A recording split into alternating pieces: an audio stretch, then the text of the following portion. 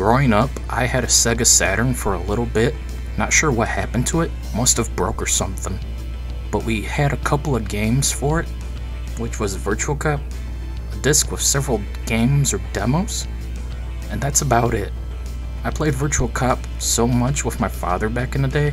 It was one of the few games we played together, alongside the Battle Arena Toshinden games on PS1, and then Bloody Roar 3 on the PS2. But since I don't want seizures or migraine, let alone give you guys one, I'll be reviewing the PS2 version of Virtua Cop.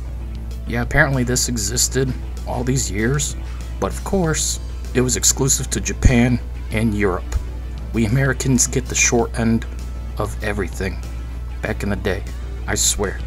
Get on with it. Yes, get on with it! So anyways, Virtua Cop is a rail shooter arcade game, originally an arcade cabinet before coming to consoles and PC back in the day. Each one varying in quality. I'd say this one is the best looking one. Even comes with Virtua Cop 2 in a single package, but I'm only interested in the first. Well, we're waiting. Control-wise, it takes some getting used to. The D-pad is more restrictive to move your crosshair, so you use the left analog stick instead, but it's a little more floaty and zigzags all over the place. You can adjust this in the settings, but it still is a pain. Versus using a light gun, which obviously I don't have and I can't use because it's emulation. Then you use the square button to shoot and circle to reload. And that's the controls. Took a while to get used to, but I managed to get it in the end. No shit. There are 3 stages in the game, which is small, but back in then, that was a lot. People today forget how content-packed modern games tend to be. Anyways, each stage is themed after a different location. The first one is the docks, with a rocket launcher in 1980s action star movie boss.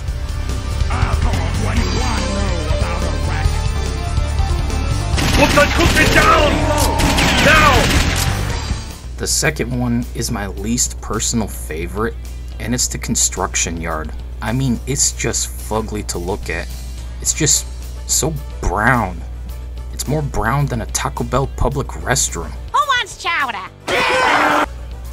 So you move through the second level, barely able to see most things when all you see is literal dookie. I died here so many times, more than I would like to admit, and enemies can be up close or so far away, and given their dark suits that they wear, they blend in with the background, making it hard for me to see them half the time before it's too late. Especially when there ain't no timing crosshair appearing to let you know they're about to shoot you, let alone throw freaking grenades or axes. Anyways, eventually, once you make your way through it enough, fighting your way through hordes of enemies, grenade throwers, axe throwers, people popping up right in front of your face to hit you with an axe, let alone try to run you over with a dump truck. Yeah, that happens too. You eventually make your way into a warehouse and fight the boss, who's another ripped dude who looks like a generic 90s bad guy as possible, but this time he shoots a flamethrower, and after he gets hit enough, he retreats behind the crates and swarms you with a bunch of goons. This fight is just too much and I hate it, but eventually you win and move on to the third level. Oh, my favorite! The final level is an office building, and the enemies are in larger amounts than ever before. You'll struggle as 10 of them will pop out of nowhere, and then you got those axe throwers and grenade throwing D-bags to deal with several times, and they always get me half the time without me realizing that they're there. And the grenades come flying out from such a far distance that you can barely see it before it pops into your face, and you realize, ah crap, I don't have time to react to that. God damn it! Honestly, I do love this stage though, as it's more challenging, yet not as difficult as everything else tends to be in the other stages, especially the second one, because everything's more up close, and they don't blend, the bad guys, they don't blend into the background as much in this one. So thank God there's no brown dookie from an AVGN episode all over the place anymore. It's shipping.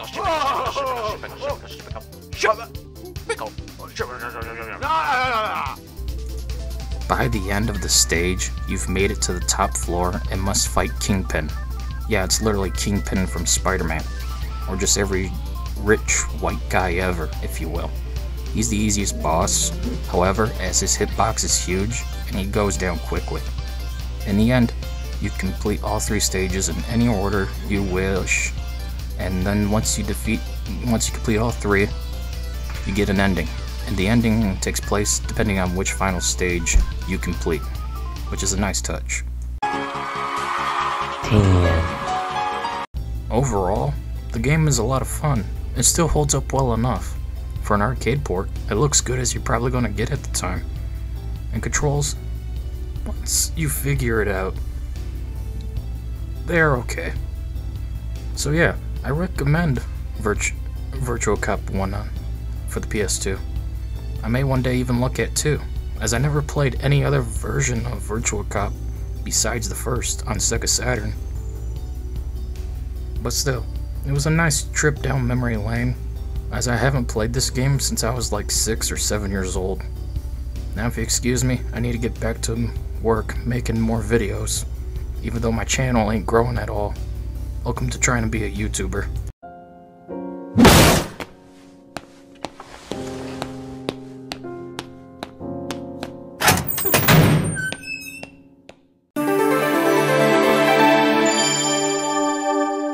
Virtua Cop 2. After reviewing the first Virtua Cop of the Elite Edition version of the game on PS2, I decided it's finally time to take a look at Virtua Cop 2. I never knew there were sequels growing up until I saw G-Man Lives make a video on the series, as well as the Time Crisis series. So I decided to boot up the game again, to only be disappointed by this sequel that felt too samey, and yet also less fun. You get to choose from 3 stages as usual, but this time they're all boring to me. I have no interest in city streets, or a bloody cruise ship, or even the subway. I mean, they're all so bland.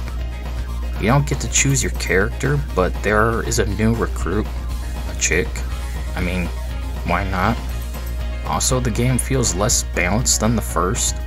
Like they really wanted to milk your quarters. Like, damn, I died way too much in the sequel. To which you can see in the playthrough I made that will appear later. So let's jump into the first level. You arrive to a bank robbery and shoot up the mean streets to a generic American city. Like usual, there's tons of enemies everywhere, and there's a good amount of environmental destruction this time around. Besides just computers, cars, and explosive barrels, you got displays, signs, lights, and you can shoot out the tires of the vehicles during chase scenes. And you also get to shoot down a few helicopters as well. I like that, but the level wasn't interesting to me. There seems to be a plot, but it goes nowhere by the end of the game. You can choose a different direction partway through each level though, which is a nice addition to this entry. I chose downtown in the first level and found my way to a warehouse or something. After killing 100 goons like it's nothing, I was greeted by the boss. Now, do you think the sequel will give us a new boss or a reskin? Well, if you played the House of the Dead series, you know what to expect from Sega. Except there's no Goldman. Hashtag bring back Goldman. The original sin that man is responsible to protect the life cycle. I have made a creature to rule over mankind. Instead, you fight a generic buff bad guy who shoots a grenade launcher at you. Eventually, after you damage him enough, he goes Donkey Kong on you with throwing barrels. Then in the end, instead of a fake surrender like the first game, this guy throws a fucking vehicle at you. Like, goddamn, man, he did not want to go down without a fight. After you destroy the car and you shoot him, it's over. Stage 2 takes place on a cruise ship, but first you need to make your way on board. Fight through a parking lot full of goons, a helicopter, and then the terminal to board the ship. I actually liked the cruise ship after all, as at first I was disappointed with the level selection, but after playing it, the cruise ship might be the better stage. You got tons of destructible props and interactive props, shooting band equipment as you take out the usual criminals. You even got those bloody grenade throwers and pop-up axe guys. Oh, my favorite! At one point you have to navigate the passenger rooms, and it gets very claustrophobic with all the goons jumping you at once, especially the bloody axe guys. Of course, this is because I chose to go to the bridge instead of the deck. Going all the way up to a casino, and take an elevator to the bridge, where I get jumped by several guys on jetpacks with rocket launchers that act as the boss. Yeah, this is where the bullshit arcade quarter milking mechanics come into play for sure. This boss fight is the worst one in the game. I mean, it's so unfair and awful. Imagine actually playing the arcade machine version back in the day. You'd be weeks in debt. Say goodbye to that milk money. It's awful. Finally, we have the third and last stage. That being the subway. While G-Man loves his choo-choo trains, would you like to ride the train with me and start a magical journey? I, for one, don't. It's just nothing great. As you blast the usual goons, this time they look more elite, and the difficulty itself does get elite. Like, damn, I died a whole lot. Then again, I was on free play and 9 lives and auto reload, so I didn't care. You have to be anyways to get through the game. At one point you board the trains themselves and it's okay, but then you get a choice again on which direction to go. Do you go blue or go green? I went with the blue. After clearing the trains of roughly 150 goons, I went into a vent and then an underground base with a Hindenburg. Oh no. My son, I'm not touching that with a 60-foot pole. So yeah, you blow up a bunch of goons, some more, and then fight a generic buff guy in a vehicle. It's some kind of tank thing with claws and a rocket launcher. After destroying it, the guy charges you with a wrench. How stupid.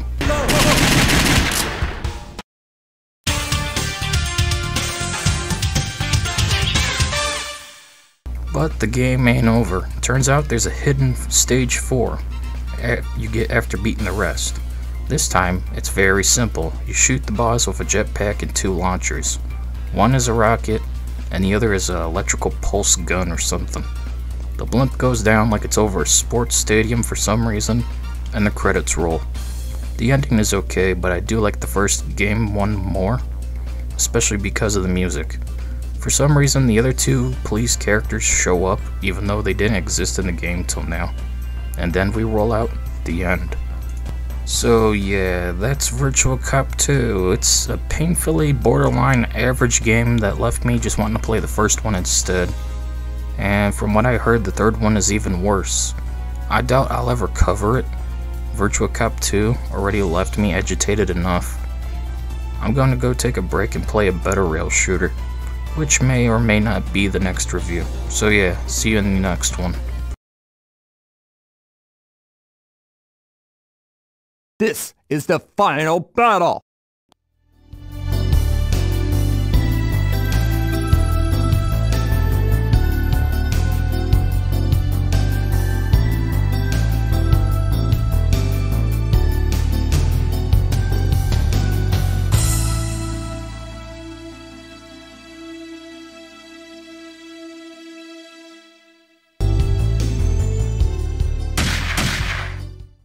Klutz Cop.